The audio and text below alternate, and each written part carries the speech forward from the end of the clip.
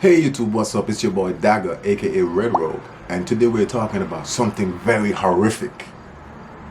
The curse of the big feature. Every artist have a story, whether you're the smallest artist or the biggest artist. What will define you is your preparation. The great Nipsey Hussle once said, luck is just being prepared at all times, so when the door opens, you're ready. This is my journey. You think I'm playing?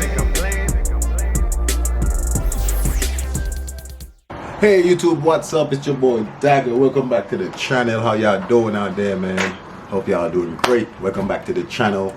If you're just tuning into my channel is called White Tip. My name is Dagger. I am an artist, an entrepreneur, a producer, a creator. All right, let's get into it. So today we're talking about the curse of the big feature. Now, is there such a thing? I don't even know. I don't even know if there's such a thing as a curse of the big feature. But I was recently watching a Joe Budden podcast, and he was talking about an artist that I know personally, and I felt so proud that he was actually talking about this artist, because I know this artist, and we both come from the same small island and stuff, and it's so far away that nobody even know about it, but he's doing big things in the world right now. Shit. His album dropped in 2 weeks. Who? Burna Boy. Oh, yeah. And this is on there. Oh. Wait, what? His new album called I Told Them drops in 2 weeks. And this song, that's Taliban's too? Well, Taliban's? Yeah. That's on his album. I'm never a fan of people doing that. I'm never giving away the heat. Yes. To the biggest artist in the world. Oh, sorry. Yeah, I'm not a fan of when that happens. I think if you made the heat, go work it. If Burna Boy is on Facts. it, that should be yours now. But I mean, unless you're not paying for it, he did it. I don't know the business. I don't know the business in it. And as an artist, you never turn down that look. But I never remember that going right for somebody. Desiigner and Kanye, I was vehemently against it. Yeah, that was vehemently against. Yeah, I remember that. Yeah. There was another one I was vehemently against. What if the song has been out? Drake on Fetty. Against it. My way. Look what happened. All I gotta do is put my... Now, look, if you stop playing my record now. You stop playing my record. I put my artist on the second verse. Think of the verse. This was my hit. All you gotta do shit. Goddamn. Come on. Line to get on. You know. He was talking about Byron Messia. And if you don't know who Byron Messia is, he's a reggae dancehall artist from St. Kitts, but he was born in Jamaica. So he's kind of from St. Kitts and Jamaica at the same time. He has a big song right now that's out. It's called Taliban's, which in my opinion is the #1 song right now all across the board. I heard it a lot of times, and I haven't heard any other song that's hotter than that song right now, to be honest with you. But Joe Budden was talking about something very interesting that, you know, just because I know this artist, I usually don't really care for stuff like this. Actually, I don't even care about what's going on that much. But Joe Budden was talking about something very interesting that I think some younger artists could kind of take a little bit of points from, you know what I mean? Because a lot of times when a younger artist have a breakthrough hit, the big artist of the time tends to want to jump on that hit. We invented the remix. You know what I'm saying? They want to get in on the hype. They want to, you know what I'm saying? They want to keep their relevance alive and stuff. And we have seen this happen over a lot of years. Now, Joe Budden can attest to this, because at one point, Joe Budden did have one of the biggest hits in hip hop at one point. If you don't know what that song is called Pump It Up. Pump it up. Yo, that shit was dope.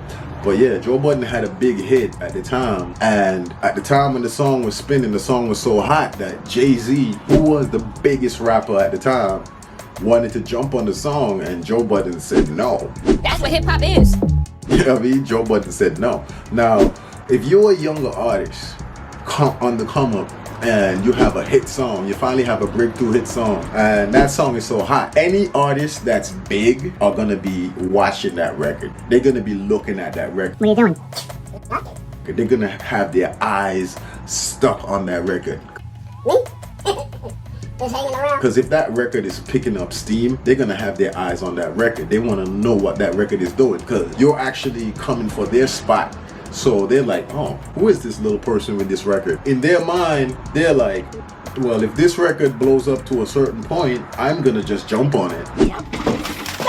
If you let them, they will take your record. Because this same thing happened with Joe Budden. Joe Budden decided not to let Jay-Z jump on the record. Give me that beat, fool. Because he didn't want to be overshadowed by Jay-Z on his own record, and also in the long run, because a lot of times it's not just about the moment, it's about the long run. Are you going to be able to sustain in the long run as a younger artist when the biggest artists at the time take your record, remix it, and not only remix your record, take your record and put it on their album and put you on as the feature?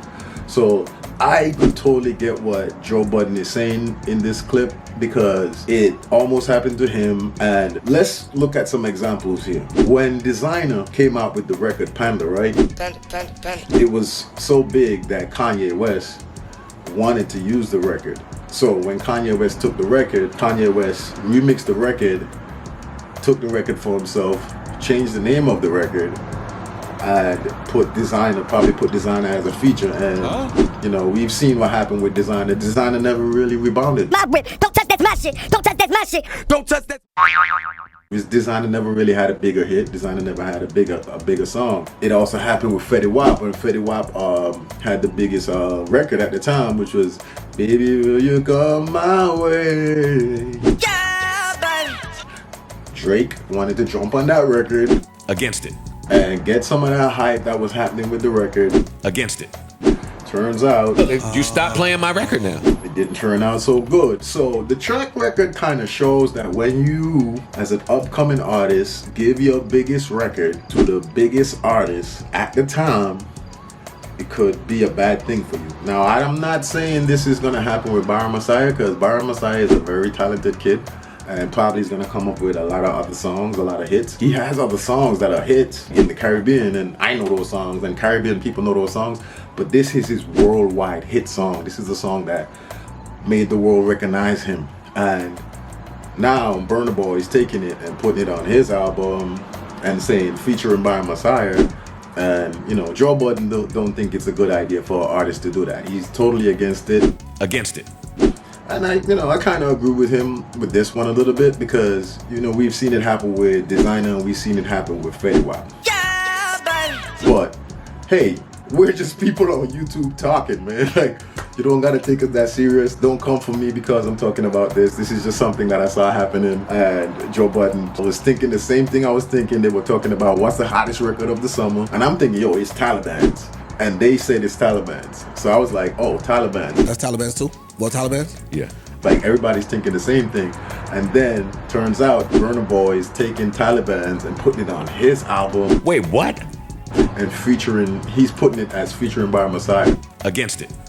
So we don't know what's gonna happen in the long run, if this gonna slow down Byron Messia from being the next biggest artist in the world, because that's where he's headed. He's headed towards being one of the next biggest artists in the world, and other artists wants to be a part of that. So we know that that's the whole reason why Burna Boy jumped on the record anyways, to keep his hype alive, right?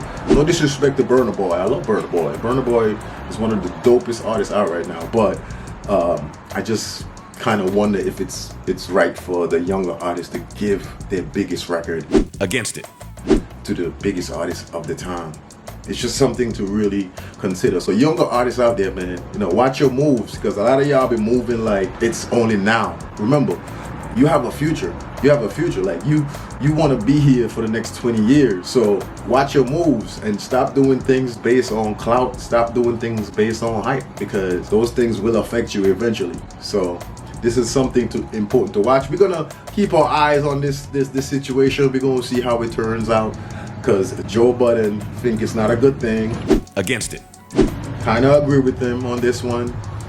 So we're gonna see how it turns out. We're gonna see if Burna Boy overshadows Byron Messiah's hype to the top, and we're gonna see how it turned out. But that's my video for today. Chime in on your comment, what you think about this situation right here with Byron Messia. and Burna Boy and what Joe Budden thinks about it. Against it. Chime in, like say how you feel. It's all good. Tuning out one time. Y'all have a great weekend, man.